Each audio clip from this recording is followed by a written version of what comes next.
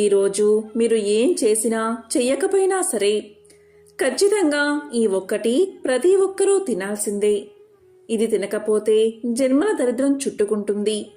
అంతేకాదు ఈరోజు ఈ ఒక్కటి తినకపోతే యముడి కోపానికి గురి కావాల్సి వస్తుంది.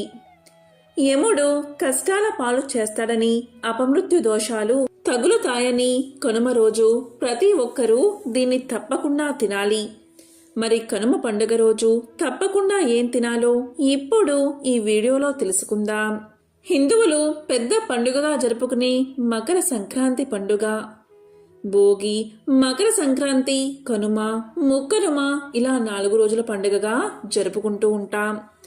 భోగి, మకర సంక్రాంతి తర్వాత వచ్చే పండుగే ఈ కనుమ పండుగ.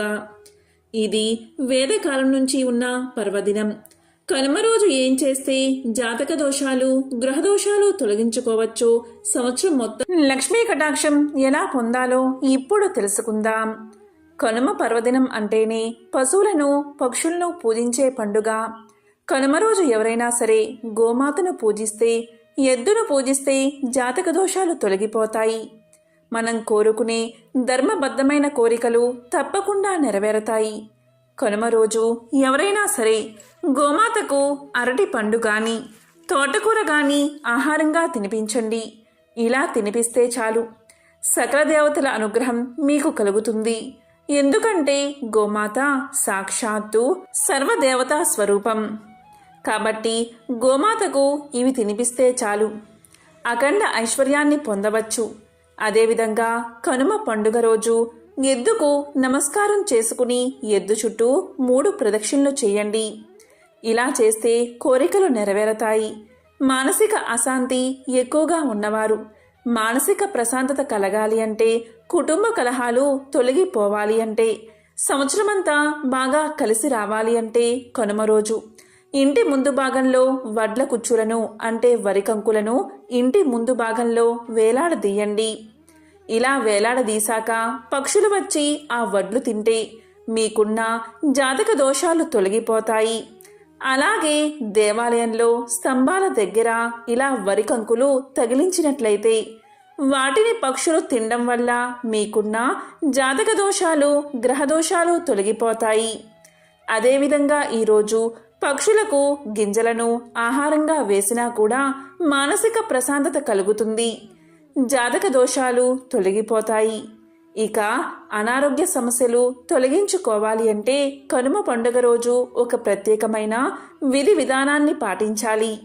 ఈరోజు మీ గ్రామంలో ఉండే గ్రామ దేవతలను దర్శించుకోండి. కనుమ రోజు గ్రామ దేవతలైన పోలేరమ్మ, నాంచారమ్మ, పెద్దమ్మ, పోచమ్మ ఈ గ్రామ దేవతల ఆలయాల్లోకి వెళ్ళి దర్శనం చేసుకోండి. అమ్మవారికి పెరుగన్నాన్ని నైవేద్యంగా పెట్టండి.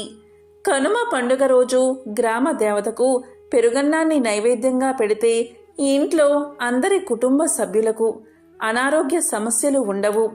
ఆరోగ్యం బాగుంటుంది. వాహన ప్రమాదాలు తప్పిపోతాయి.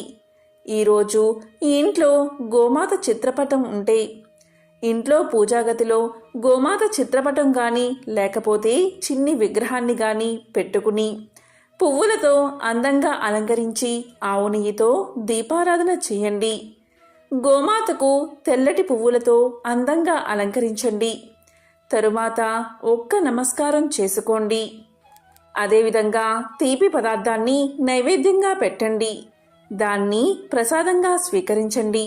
ఈరోజు ఇలా చేస్తే మీ ఇంట్లో అన్ని శుభాలే కలుగుతాయి. శ్రీకృష్ణుడు కూడా గోవును భక్తి శ్రద్ధలతో పూజించాడని పురాణాల ద్వారా తెలుస్తుంది. గోమాతను పూజించిన వారికి ముక్తి లభిస్తుంది. గోవును పూజిస్తే సకల దోషాలు తొలగిపోతాయి. అంతేకాదు సకల పాపాలు కూడా తొలగిపోతాయి. గోవు యొక్క పాదాలలో పితృదేవతలు నివసిస్తారని పురాణాలు చెబుతున్నాయి. ఈరోజు గోవు చుట్టూ 5 సార్లు ప్రదక్షిణ చేస్తే భూ ప్రదక్షిణంతో సమానం. గోవును పూజిస్తే సకల దేవతలను పూజించినట్లే లెక్క. ఈరోజు ఖచ్చితంగా మినుములతో కూడిన వంటలు తినాలని పెద్దలు చెబుతారు. దీనికి ఒక నానుడి కూడా ఉంది. కనుమ రోజు మినుములు తినకుంటే ఇనుము కొరికిస్తాడట యముడు. అంటే కనుమ పండుగ రోజు తప్పనిసరిగా మినుములు తినాలి లేదా మినుములతో చేసిన గారెలు తినాలి, లేకపోతే యముడు ఇనుము కొరికిస్తాడని పెద్దలు అంటూ ఉంటారు. అంతేకాదు ఈరోజు ఇలా మినపగారెలు తినకపోతే యముడి ఆగ్రహానికి గురవుతారని, కష్టాల పాలవుతారని, అపమృత్యు దోషాలు తగులుతాయని చెప్తూ ఉంటారు. అందుకే కనుమ పండుగ రోజు ప్రతి ఇంట్లో మినుములతో చేసిన సున్నుండలు, గారెలు వండి వంటకాలు వండి ఖచ్చితంగా తింటారు. కనుమ పండుగ రోజు ఇలా తినడం మన సాంప్రదాయం. ఇక కనుమ పండుగ రోజు ఖచ్చితంగా తలంటుకుని స్నానం చేయాలి. ఇలా చేయకపోతే పరమ దరిద్రంగా మన పెద్దలు చెప్తారు. ఇంకా ముఖ్యంగా ఈరోజు అస్సలు ప్రయాణాలు చేయకూడదు. కనుమ రోజు కాకి కూడా ఎక్కడికి బయలుదేరదని చెప్తూ ఉంటారు. అంటే ఈరోజు ప్రయాణాలు చేస్తే పరమ దరిద్రమన్నమాట. కాబట్టి కనుమ రోజు ఎవరూ కూడా దూర ప్రాంతాలకు ప్రయాణం చేయకూడదు. కనుమ పండుగ రోజు నుంచి కాకి రూపు మనిషికి, మనిషి రూపు కాకికి వస్తాయని ఒక నానుడి ఉంది. ఎందుకంటే దక్షిణాయనం నుంచి కాకులు ఏపుగా బలంగా ఉంటాయి. దక్షిణాయనంలో మనుషులు మాత్రం చలికి చర్మం పగిలి బూడిద చర్మంతో ఉంటారు. కానీ ఉత్తరాయణంలో కాకులు చర్మం పగిలి బూడిద చర్మంతో ఉంటాయి. ఉత్తరాయణంలో మనుషులు మాత్రం మంచి నునుపు తేరి ఆరోగ్యంగా ఉంటారు. అందుకే ఈ సామెత నానుడిలో ఉంది. ఇక కనుమ పండుగ రోజు ఆహారాన్ని ఏదైనా విస్తరలో పెట్టి బహిరంగ ప్రదేశంలో పెడితే వాటిని పక్షులు తింటే వారి యొక్క పితృదేవతలు సంతోషించి దీవిస్తారని ఒక నమ్మకం. హిమాలయ పర్వతాల్లో ఉండే సానువుల్లో ఈరోజు పక్షి పూజ విభిన్నంగా ఉంటుంది. సంక్రాంతి రోజు హిమాలయ పర్వతాల్లో ఉండే సాధువులు పాత బియ్యపిండితో పక్షుల ఆకారంలో భక్ష్యాలు చేస్తారు. వాటిని వెన్న లేదా నేతితో వేయిస్తారు. ఆపై వాటిని దండగా గుచ్చి పిల్లల మెడలో వేస్తారు.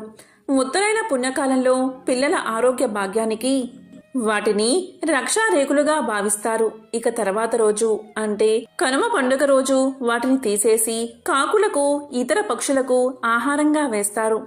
ఇలా చేయడం వల్ల పిల్లలకు ఉన్న దిష్టి దోషాలు, పీడలు వదిలిపోతాయని వారి నమ్మకం.